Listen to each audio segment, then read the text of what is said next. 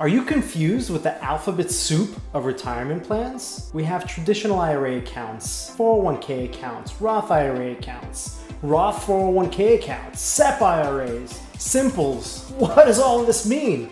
And which one is the best? Making the right decision really depends on your own individual circumstance and your goals. There are benefits and drawbacks of each of these accounts. What I want to cover today is the most common accounts that we encounter and kind of the pros and cons of each of them.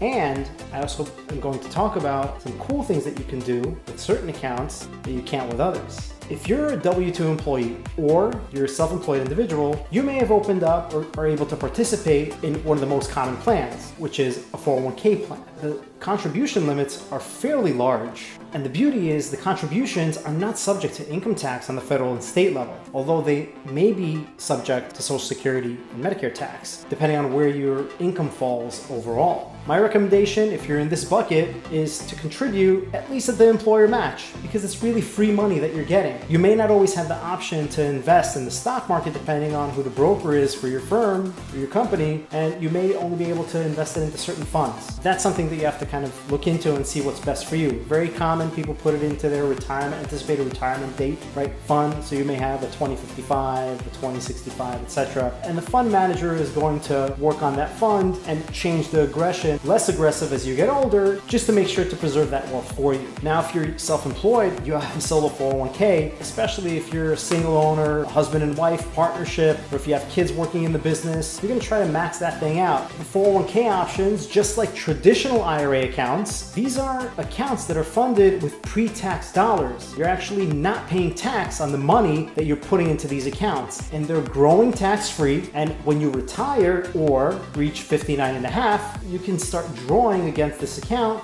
and pulling money out, and only then is when you're going to pay tax. If you take that money out before turning 59 and a half, you're going to be subject to an additional 10% penalty. There are certain exemptions for that 10% penalty, like certain medical expenses, if you're buying a first home, but those are far and few in between. That's why some people prefer the Roth options. Now, Roths are actually a wonderful tool where, although you're paying tax when you contribute to the plan, the money will grow tax-free and no tax will need to be paid when you take the money out. If you're working with a Roth IRA, you can distribute the basis out of the account without any penalties. Although that 59 and a half year penalty still applies to Roth accounts, meaning you still can't touch that account until you either reach 59 and a half or decide to withdraw it when you're older and retired, you still will face a penalty if you pull it out sooner. Now, in many of these accounts, you're familiar with the fact that you can invest into funds, you can invest into the stock market, and you may think that your investment options are pretty limited. Let's paint a little picture here. You're Peter Thiel and you have connections, and you take $2,000 and you turn it into a $5 billion portfolio. Of course, that is the exception and not the norm, because he's kind of well connected, but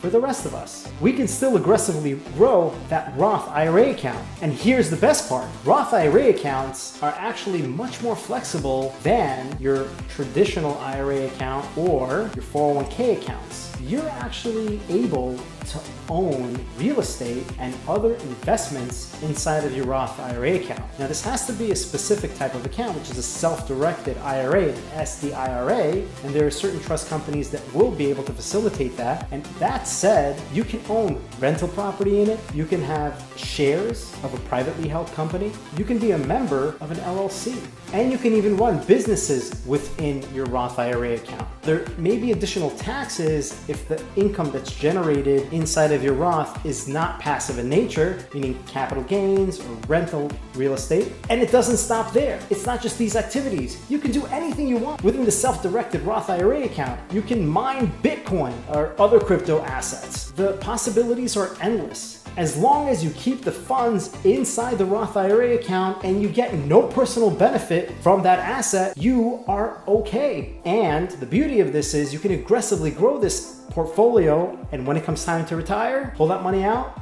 and pay zero tax. There are other options with the Roth IRA, And you may say, but listen, I make too much money to contribute to a Roth IRA. In that scenario, I will tell you that the magical backdoor Roth is available to you. Check out my backdoor Roth IRA video for more info on that. Now, ironically enough, I speak to a lot of real estate professionals that actually don't believe in retirement accounts at all because they need liquidity to continuously invest in properties. And I understand that. That's why I said in the beginning of the video that it really all depends what the best one is and if you even need a retirement account. Some people say my real estate portfolio is going to be my retirement account.